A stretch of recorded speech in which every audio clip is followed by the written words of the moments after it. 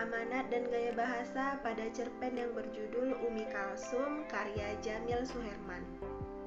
Nah, yang pertama kita akan membahas masalah tema. Tema merupakan sebuah gagasan, ide atau pikiran utama yang mendasari suatu karya sastra tersebut. Yang kedua ada amanat. Amanat adalah pesan yang ingin disampaikan penyair kepada pembaca. Nah, yang ketiga ada gaya bahasa. Menurut Keraf, tahun 2007 pada halaman 113 menjelaskan bahwa gaya bahasa adalah cara mengungkapkan pikiran melalui bahasa secara yang khas, memperlihatkan jiwa dan kepribadian penulis atau pemakai bahasa. Nah, selanjutnya, menurut Sumarjo pada tahun 1983 pada halaman 69, cerpen atau cerita pendek adalah cerita yang membatasi diri dalam membahas salah satu unsur fiksi yang aspeknya yang terkecil. Kependekan sebuah cerita pendek bukan karena bentuknya yang jauh lebih pendek dari novel, tetapi karena aspek kedekatannya sangat terbatas.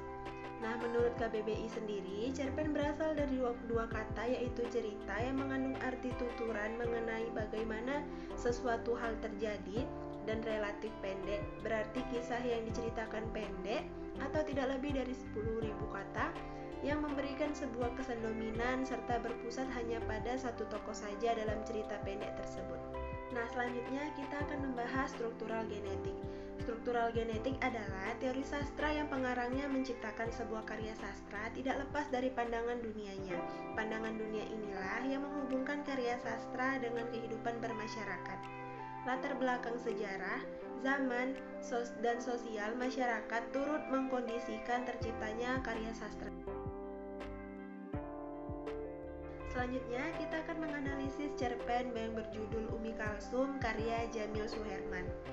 Nah, yang pertama, terdapat tema. Tema pada cerpen tersebut itu adalah kehidupan gadis yang malang. Yang kedua, amanat.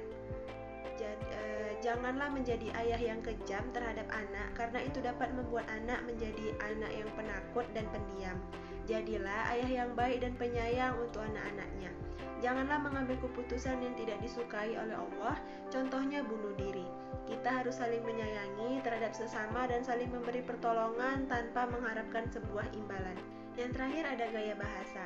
Beberapa gaya bahasa yang ditemukan dalam cerpen Umi Kalsum ini seperti majas asosiasi atau perumpamaan, majas metafora atau perbandingan, majas hiperbola atau pernyataan yang berlebihan, dan majas simbolik atau menggunakan simbol dengan benda atau binatang.